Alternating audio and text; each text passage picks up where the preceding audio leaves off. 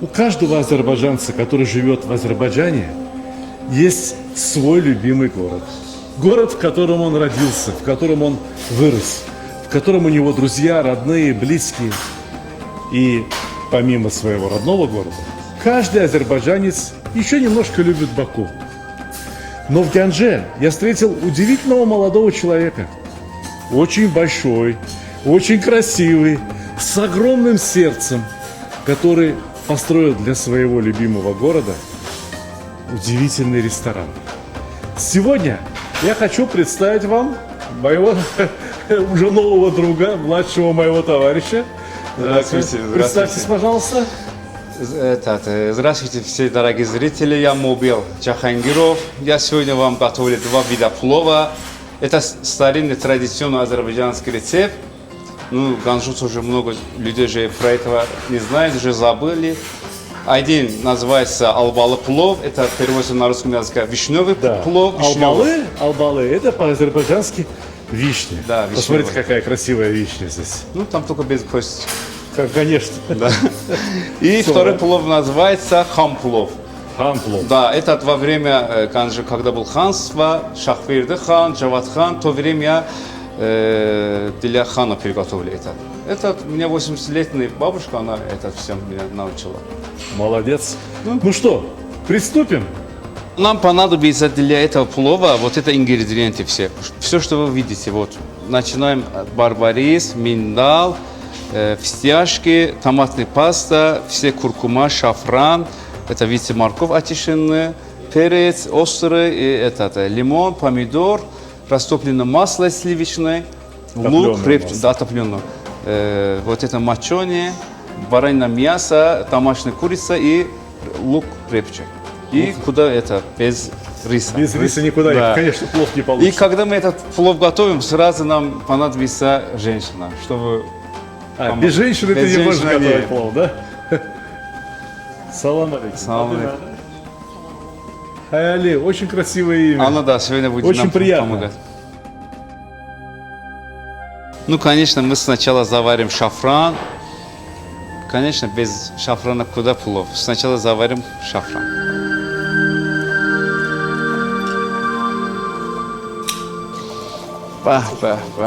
Какой запах!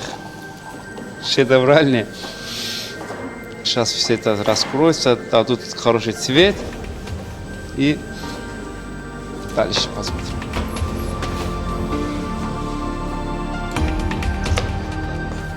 Ну вот, видели, как работа закипела?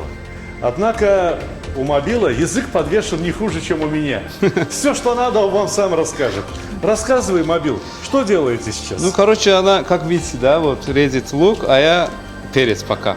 Там вместе эта работа еще лучше. Видите, лук много. Мы никогда не взвешиваем. Все на глаз. Сначала пересыпаем лук. Вот. Добрый. Мы же сами добрые. Поэтому не жалеем. Добрый. Пересыпаем. А теперь сверху мы пересыпаем сверху лука морковь. Мытая, нарезанная хорошая морковь. Тоже добрый, щедрый. Не жалеем. Сколько много, сколько лучше. Все, что есть. И третий этап у нас перец. Здесь вот есть острый и не острый. Оба вот. Пересыпаем сверху. Болгарский, да, зеленый. Ну, вы знаете, меня удивляет этот рецепт. Дело в том, что я никогда не видел, чтобы в азербайджанские пловы клали морковь. Да. В узбекский плов, пожалуйста. Да. Но в азербайджанской кухне морковь почти что не используется. Хотя морковь здесь на удивительно Ну, я же вам вкусная. сказал, это старинный рецепт. 250 лет назад готовили, когда был ханство в Ганже. И сверху еще вот созревший хороший помидорчик. Ну, помидор это явно новинка, потому что помидоры, разумеется, в Азербайджане, как и в других странах Европы, Евразии, появились относительно недавно. Распространились они, может быть, лет 150 назад, но в Азербайджане умеют выращивать очень вкусные помидоры. Поэтому как их не использовать в еду? Конечно, Наш помидор использовать. косточка зеленая. От этого мы это знаем, это азербайджанский или другой страна. Косточки зеленые, поняли? Да. Семена Семена. чуть зеленый оттенок. А теперь вот это баранье мясо, вот передний часть складываем. Это Голяшки. Голяшки. А мы говорим это арчала. Ага. Арчала. Ну это как подушка, да, снизу сделали. А соль, что-нибудь, перец, Ну, что-нибудь дашь? Да, конечно. Да, слушай, вот другой человек готовит. Казалось бы, да пусть готовит и все, да? Отдыхай, Сталик. Не могу отдыхать. Можно одну вещь сделаем? Конечно, давай конечно. вместе сделаем. Давай вот Ну, так положи, сделаем. чтобы Вот ваше- так вот красиво положим. А. Чтобы красиво было. Чтобы люди посмотрели и сказали, как красиво, охо. Я понял. Равномерно, чтобы распределился. Да. Как солдатики лежат. Да. И сверху мы что присыпаем? Сначала соль. Ну сколько достаточно. Стёт черный пересыпаем немножко. А вы любите, да, острый? Конечно, кушаем. Еще у нас куркума, вот, хороший куркума пересыпаем сверху.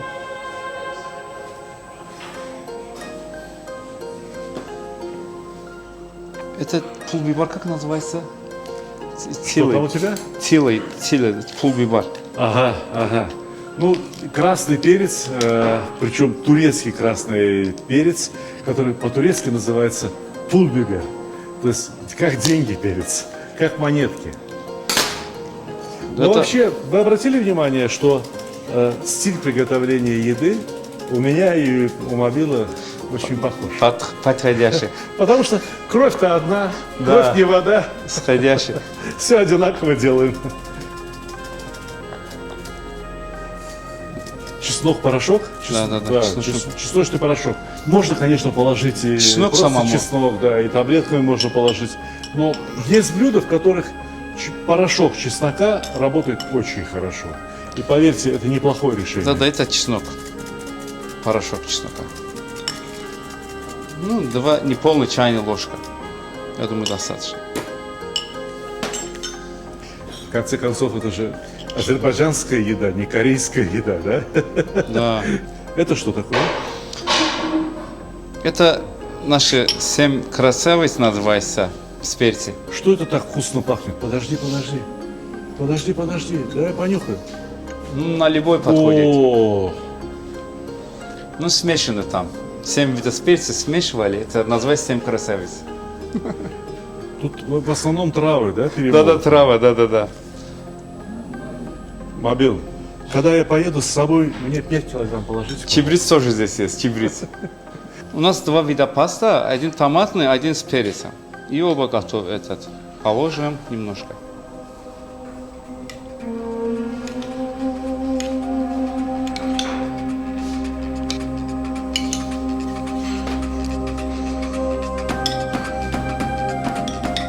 Я должен отметить, что использование томатной пасты и перечной пасты очень характерно прежде всего для турецкой кухни. Но любая национальная кухня развивается в контакте с соседними народами, тем более с братскими народами. И я вижу, что вот прямо сейчас на моих глазах турецкие способы приготовления еды, турецкие манеры приготовления еды постепенно входят в азербайджанскую кухню. Вот использование то, что называется в Турции салча, да? Вот Да, этот соус, салча, да, салча. Я в азербайджанской кухне сегодня вижу впервые. Ну, это же Ханс во времена остался. В 1756 году ели этот плов. И в итоге в конце... Ну, в 1756 году томатной пасты не было, да? Тогда что-то другое использовали. У нас на самом деле в Азербайджане растет очень много очень вкусных кисло-сладких фруктов. И до сих пор из них готовят различные соусы. Да, алча. Соус, там есть вишневый соус, кызылы соус делают, гранатовый соус делают. Видимо, раньше использовали это. Но сейчас Азербайджан — это страна помидоров. Ничего не знаем, И лимон где больше тоже. помидоров выращивают, в Италии или в Азербайджане. И лимон тоже выжимаем. Ну так чем-то похоже на бугламу, да? Нет, это совсем другой. Не, ну вот сейчас, если поставить, накрыть, приготовишь, получится буглама. А у тебя что получится? Я сейчас посмотрю. Посмотрим. И в итоге конца 3 чайные ложка отопленное сливочное масло. 1, 2 и 3. Ну вот в Азербайджане чайные ложки обычно такие бывают, да? Которыми другие люди суп кушают. Я шучу. Без масла вкусно не будет. Кладите масло, особенно топленое. Еще с фольгой закрываем и отправляем в чуре. В печку. Печка.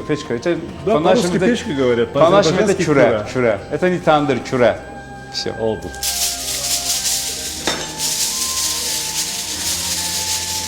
Kaldırma.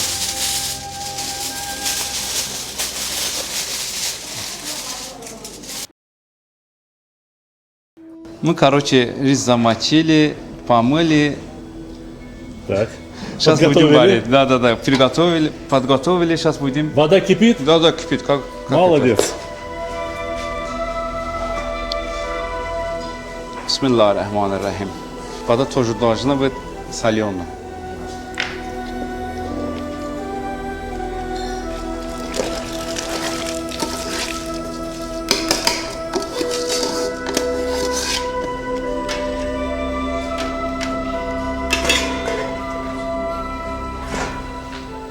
Продолжительность приготовления риса, то есть продолжительность его отваривания в кипятке, зависит от сорта риса, от его качества.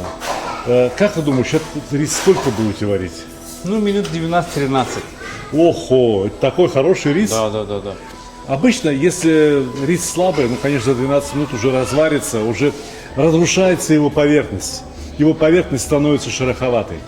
Правильно сваренный рис должен сохранять поверхность гладкой. При этом он должен быть настолько мягким, чтобы двумя пальцами взял и раздавил.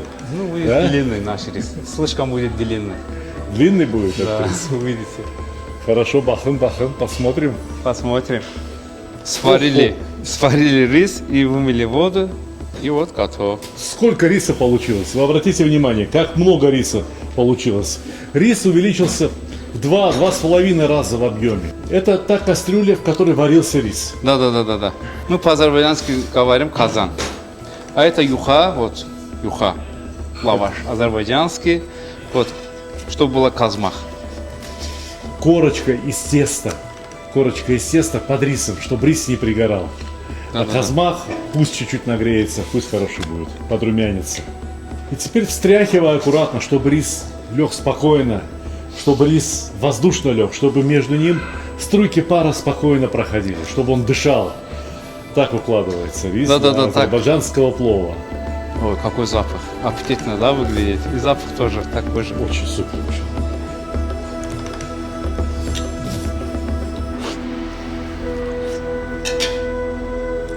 Вкус риса тоже очень хороший. Очень хороший. Потом я вам скажу, это какой рис. Да. Выбор риса для плова – это уже половина дела. Правильный рис купил, вкусное масло нашел, Да, вот да, уже плов.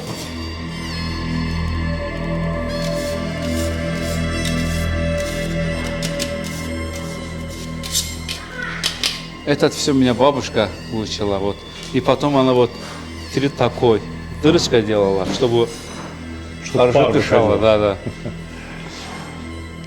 А я сделаю 4, еще один серединка.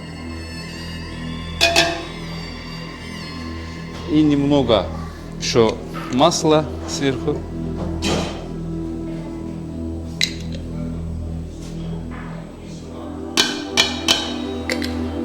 Всё. И накрываем. И на плита.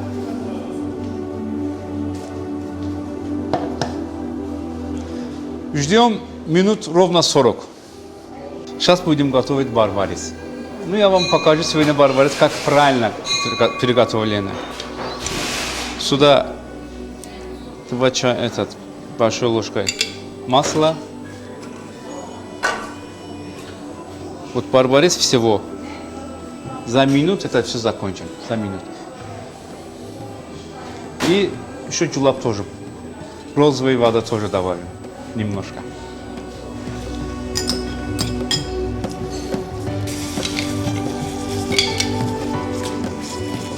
С этим надо очень аккуратно. И сейчас это все раскроется. По сути дела, Мобил сейчас готовит барбарис точно так же, как готовится любые другие сухофрукты и орехи для азербайджанских пловов. Легкое припускание в топленом масле до тех пор, пока барбарис не надуется и не примет первоначальную форму, как свежая ягода, которая висит на кусте. Да, это чудо сейчас Мы сюда произойдет. сахар тоже добавили, сахар. И сейчас раскроется. Ага. И вот барбарис, приготовление барбариса отличается тем, что, как Мобилус сказал, что к нему добавляется немного сахара. И то правильно, он же кисленький. Сейчас будет- Кисло-сладкий баланс. Видите, как уже раскрылся. Уже все, готово. Hazır mı? Hazır. Готово? Готово, готово. Когда много там держим, этот цвет, сейчас видите, рубиновый, становится этот темный. Теряется, да. Темный цвет, бесцвет просто теряется. Краситель, которым Аллах покрасил барбарис, немножко слабый. Он температуры не терпит. Ну, сейчас очень красиво, на самом деле. Да, Рубин, видите, как же. как драгоценные камни. Покажи, пожалуйста, получше. Как агат, как ягуд. Видите, это как драгоценность выглядит. И сюда добавим драгоценный миндал и фсташка. Этот плов на самом деле дорогой плов. Это готовить не каждому.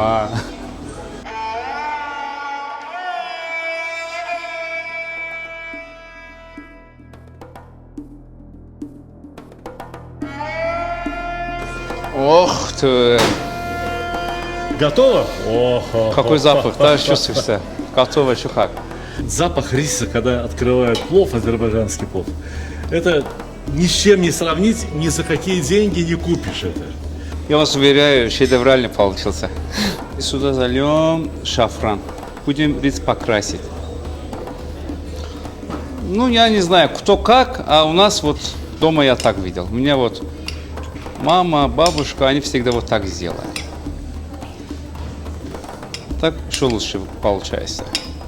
Этот мы для украшения сверху будем положить. Ну, пока убираем в сторонку. У нас вот эта посуда, вот, межмае, старинные тоже, азербайджанские. Типа как поднос. Вот, ложим все сюда. Вау! Пах, пах, пах. Как этот. Помогу тебе? Давайте. Давай рис пока обратно на плиту поставим, Ага, это ближе чтобы было ставим. место. Угу. Давайте.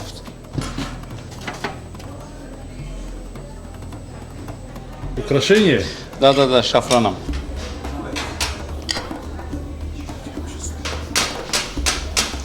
Все. Вот видите, барбарис, а теперь нам понадобится. Барбарис. Да. От барбариса какой запах, да, идет тоже. Салик мәлім. Далее. Вот это Очень. розовый чула, вот это вода. Все, достаточно. А теперь слой драгоценный миндаль.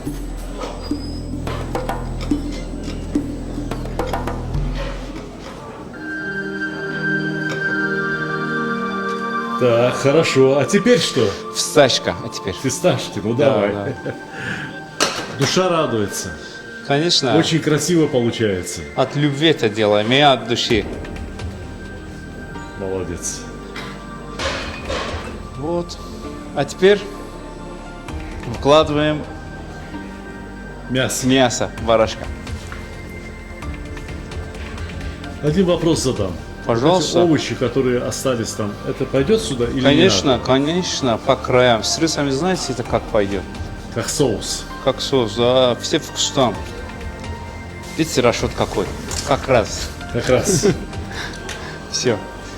И вот этот соус я тоже по краям буду положить, да.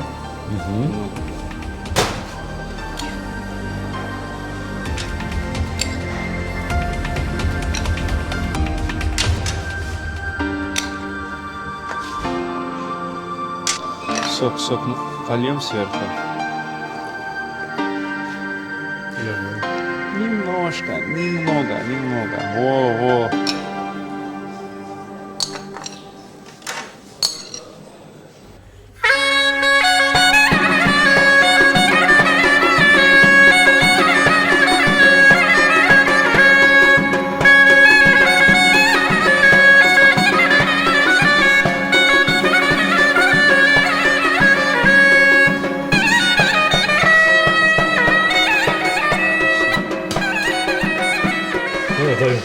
Да, тот тяжелый. Вот, готовый также. Первый И вот плов. первый плов, первый янджинский плов, первый янджинский хан плов Хан плов. готов. Откладываем его в сторонку, потому что вас ждет еще и второй плов. Пищевый плов. Албалы плов. Это наши ханы ели.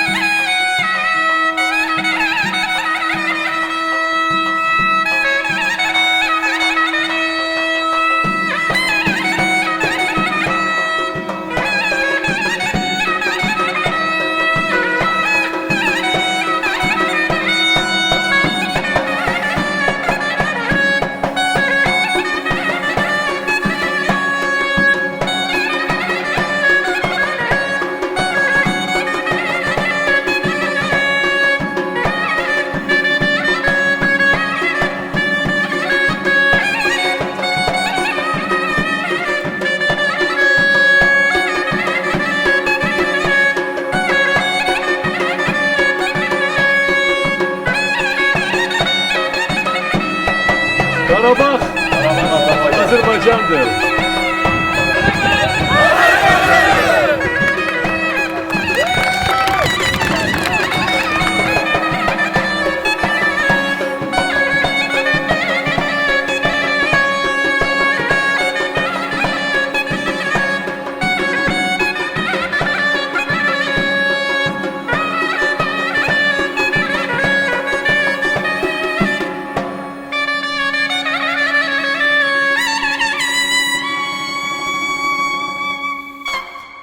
Ну что, продолжаем? Да, продолжаем.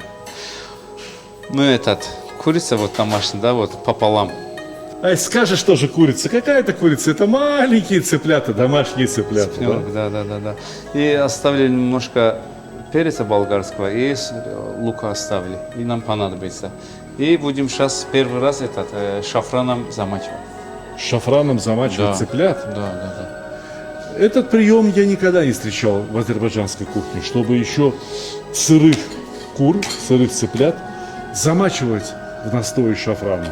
Посмотрим, что из этого получится. Мне интересно. Ну, это мне бабушка, она учила.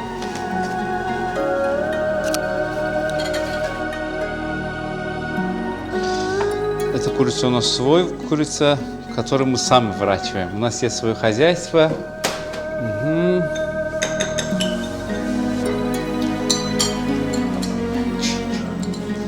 Польем шафраном.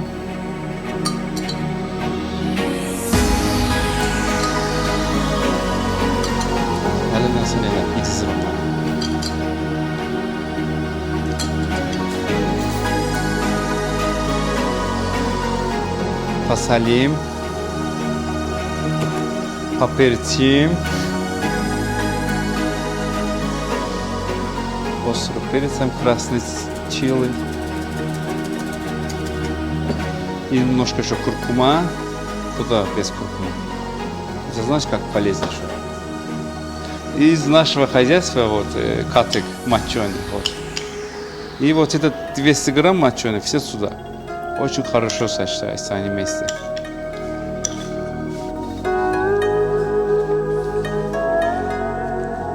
И туда мы бросаем оставший перец. Здесь один есть острый перец, а два обычных болгарских. Получится бомба. Такого плов никто не видел, не кушал, не попробовал, даже не слышал название. Все.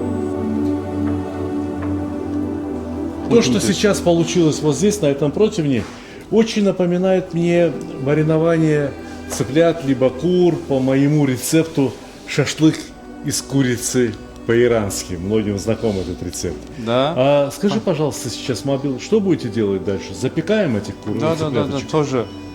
В На духовку? куре, духовка, да, на куре, да. Как, примерно какая температура, как считаешь? Ну, 180 температура хватит, 45 минут, минимум час. Чуть-чуть масла не дашь? Сверху польем, конечно. Это я от себя прошу. Нет. От имени голодных.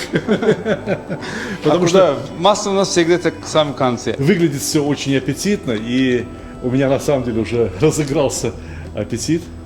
Да, сверху помазать цыпляток маслом, и они получатся, конечно, тогда очень румяными, очень красивыми и, самое главное, очень вкусными. И весь этот вкус, весь этот аромат должен раствориться именно в масле. Да. Мы будем сейчас готовить вишни. Как будешь готовить? Ну, это у нас по-разному, да, готовится. А самый лучший вот этот. Пересыпаем вот это все вишни, которые мы почистили без косточки косточек. вынули, Да, без без косточки. косточек. Ну как будешь, а то будешь плов кушать и косточки плевать. И Так. туда, вот, грамм где-то 150. Сахар. Пересыпаем сахар. Ну, как сироп будем варить. Варенье получится, варенье. Нет. И грамм 50 вода закипенная. Немного. И вот этот джулав. Джулав этот розовый. Розовая вода. Розовая. Специалитет. В Азербайджане очень много используют. Для многих блюд используют розовую воду. Придать вот оттенок запаха розы еде. Плову. Вы понимаете? Плов с запахом розы. Ух ты, сколько налил. Можно понюхать? Конечно. Ну, грамм 100 я налил. Интересно, да? Из специальной розы добывают ее аромат, запах, и держат этот вот настой, называется гюль-ап. Гюль, цветочек, ап, вода. Будет теперь так на сковородке жарить, видимо, пока не растворится сахар и пока... Ну, где-то минут 8. Немного. О, Потом рисом будем смешивать.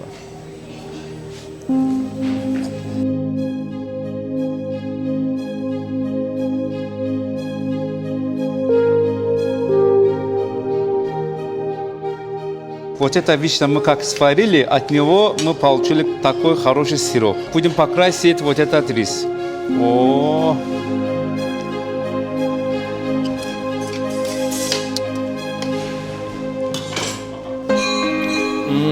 о, наш албалы плов. Это вишневый плов на русском языке. Выкладываем в столик маленький. Очень аппетитно, да, выглядит? супер. Конечно, супер.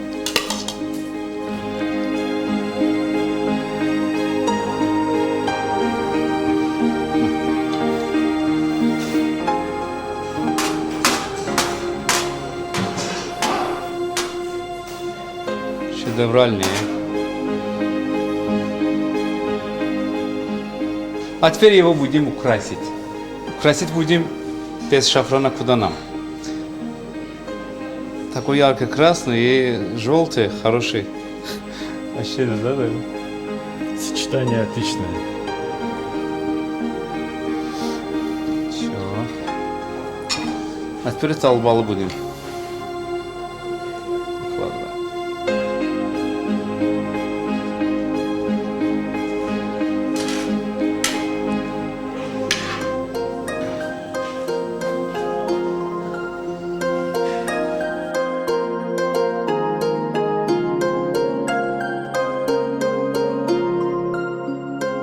Я это фисташка, да, немножко оставил, чтобы сюда тоже, здесь тоже был цвет зеленый. То есть вы понимаете, что? По сути дела, это щепотка фисташковой сечки. Вкус плова не изменит, но она изменяет внешний вид плова.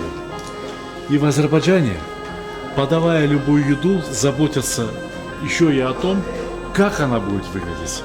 Она должна не просто возбуждать аппетит, она должна восхищать тех людей, которые будут есть этот плов.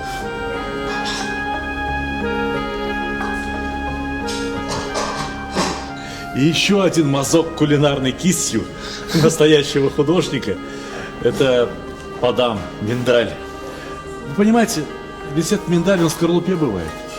Так вот, его нужно сначала поколоть, открыть. Потом миндаль надо распарить в горячей воде.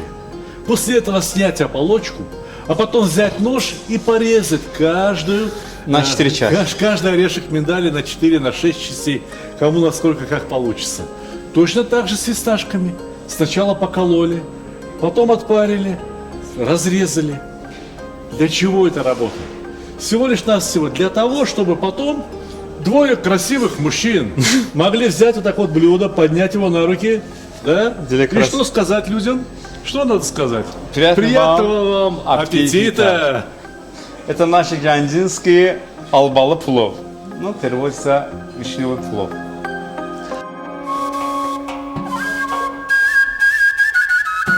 Айсал. Это ели наше Айсал. ханство. В 1756 году Зияд хан и Валид хан, вот это все они. А теперь простые люди тоже могут. Вот мы тоже сейчас пойдем и покушаем. Пошли с нами.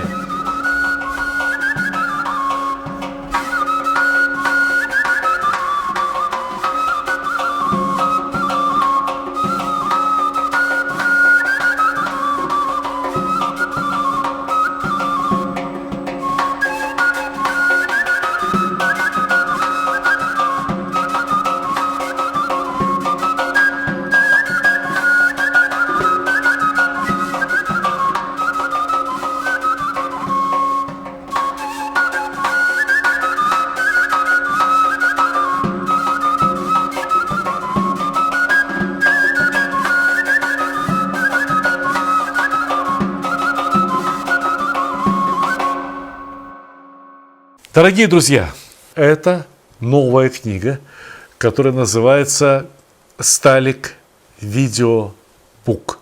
Еще ярче, еще вкуснее, еще лучше книги у меня просто не было. Каждый рецепт начинается с QR-кода, где размещен видеорецепт того, о чем мы рассказываем здесь, вот в этой статье. Рассказ более чем подробный. Каждый рецепт описывается предельно детально и, разумеется, фотографии шурпа, бозбаш, борщ, зеленый борщ.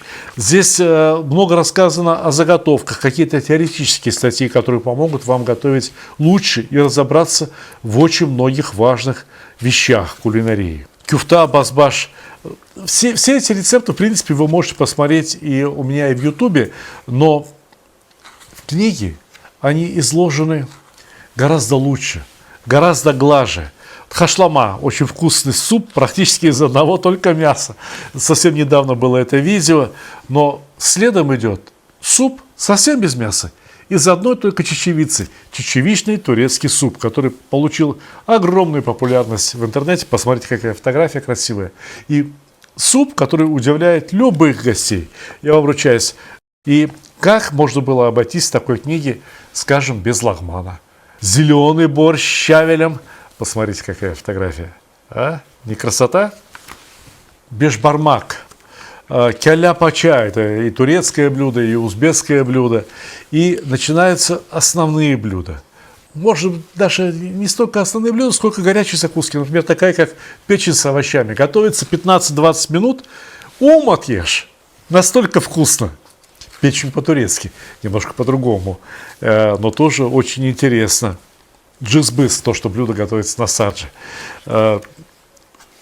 Все рецепты прописаны так, что должно получиться у любого. Уж если вы посмотрели видео и готовили, и у вас это получалось, то это по этой книге приготовить обязательно. Некоторые рецепты, например, такие как басма или дом ляма, встречались в предыдущих моих книгах. Например, казан-мангал или книгу про казан. Но это самые популярные рецепты из моего репертуара. Вот здесь самые лучшие песни Сталика Ханкишиева. Поэтому, если какие-то рецепты даже и встречались раньше, здесь они, во-первых, с новыми фотографиями и с текстами, которые написаны по-другому. Дело в том, что когда я писал вот эту первую книгу, я не знал, о чем будут люди задавать свои вопросы, когда познакомятся с этими рецептами. А теперь я знаю, какие вопросы вы задавали под роликами. Я прочитал все эти вопросы. И я даю ответы на каждый ваш вопрос вот во всех этих рецептах. Поэтому здесь так много слов, поэтому здесь так много букв. Не от того, что рецепты слишком сложные. Нет. Здесь просто все расписано подробно, что если вы прочитаете, у вас не останется вопросов. Ну, по крайней мере, не должно остаться вопросов. А, допустим, остались какие-то вопросы, и что же вам делать тогда? Очень просто. Вы заходите по этому QR-коду, смотрите видео, и если не нашелся ответ на ваши вопросы внутри видео, вы можете задать его непосредственно мне. То есть, когда это такое было, что вы покупаете книгу, вместе с возможностью задать вопрос непосредственно автору. Самса. Все про самсу. Одно из самых популярных узбекских блюд. И как ее приготовить в духовке, круглую, слоеную, треугольную, какую хочешь. С начинкой из мяса, с начинкой без мяса тоже. Ну а что поделать? Некоторые люди, вот, например, соблюдают посты православные. Да? И почему бы для них не подготовить какие-то рецепты, которые подходят в том числе и в пост? Да? Татарский пирог зурбалиш. Я его сам так полюбил, что решил поместить в эту книгу. Рассказ о выдержанном мясе. Это прямо основа любого стейка. Это основа любого хорошего шашлыка. И стейки, и шашлыки, поверьте, этой книги вам будет достаточно, чтобы вы научились готовить базовые рецепты из мяса очень хорошо. Ну и такое блюдо, как бифстроганов. Вы не попробуйте ни в одном ресторане такой вкусный бифстроганов. Вы приготовите лучше. Бифштексы какие-то, ну, в общем-то, тоже это абсолютно базовые блюда, котлеты, пюре. Я могу рассказать о котлетах то, что вы до сих пор не знали. Я могу рассказать о картофельном пюре то, что вы до сих пор не знали. Я могу приготовить котлеты из говядины и баранины, точнее, не я могу, это вы научитесь готовить котлеты из баранины, из говядины и из курятины. В одном казане и курятина, и говядина, и вместо кетчупа просто помидоры. Но если хотите приготовить идеальный домашний кетчуп, у меня есть для вас рецепт. Вы приготовите, лучше не придумать. Котлеты из индюшатины с начинкой. Одним словом, все эти рецепты... цыплята табака. А как обойтись без цыплят табака? Про пловы. Очень много про пловы рассказано. От самых простых для студентов до ферганской такой классики. Как приготовить абсолютно классический узбекский плов. Как приготовить плов самаркандский. Как приготовить шавля, мастава. Это жидкий плов. Это суп вместо плова из тех же самых продуктов. Самаркандский плов. Гречневый плов. Плов из гречки. Знаете, какой вкусный? Плов атахан. Это такой узбекско-азербайджанский мой вариант плова. Оши афгани, это так готовили бухарские евреи. Тут вот еще несколько блюд, которые готовили в Узбекистане и Таджикистане, а узбеки и таджики их не знали, потому что это блюдо бухарских евреев. А я узнал, я сохранил их рецепты. Теперь бухарских евреев ни в Таджикистане, ни в Узбекистане почти что не осталось. Считанные люди остались там, немножко осталось совсем людей. А их рецепты будут жить на ваших кухнях, потому что это вкусные рецепты. Вот вы слышали, что плов можно приготовить без казана вовсе, в мешочках. Вот, пожалуйста. Прямо в мешочках можно приготовить плов, и это сказочно вкусно. Азербайджанские пловы. Все самые вкусные пловы, по крайней мере те, которые вы выбрали в качестве самых вкусных, самых интересных, они все здесь есть. Вот разговор про мангал, про тандыр, о том, каким должен быть мангал, какая глубина у мангала, как работать с мангалом, как выбрать уголь. Я про все это рассказывал в Ютубе, и как мариновать мясо, как порубить фарш на люля-кебаб, где я поел самый вкусный шашлык. Где я поел самый вкусный шашлык в своей жизни? Вы никогда не угадаете. В Нью-Йорке вот этот человек приготовил. И я расскажу вам, почему то шашлык был самым вкусным. И дальше дам вам свои рецепты шашлыка. Расскажу вам, как сделать шашлык самым мягким. Расскажу вам о правильной степени готовности шашлыка. Ребята, я вложил в нее опыта намного больше, чем в мою самую первую книгу, чем во вторую. Я вложил в нее любви гораздо больше. Я вложил в нее очень много труда. И я точно знаю, что эта книга явится великолепным подарком хоть на Новый год, хоть на день рождения. Просто с этой книгой можно жить в обнимку, и все у вас будет получаться замечательно, все у вас будет получаться очень хорошо. И самое важное, что вы должны быть, конечно, подписаны на мой YouTube-канал и на мой канал в Дзене. Это очень важно, особенно если вы, как и я, живете в России. Дорогие друзья, мою книгу можно приобрести на сайте stalik.ru. Заходите, заказывайте, вам ответят на все вопросы. Ее отправят почтой, с деком, любыми другими сервисами, везде, где эти сервисы работают и куда доходит Почта России. Спасибо за внимание.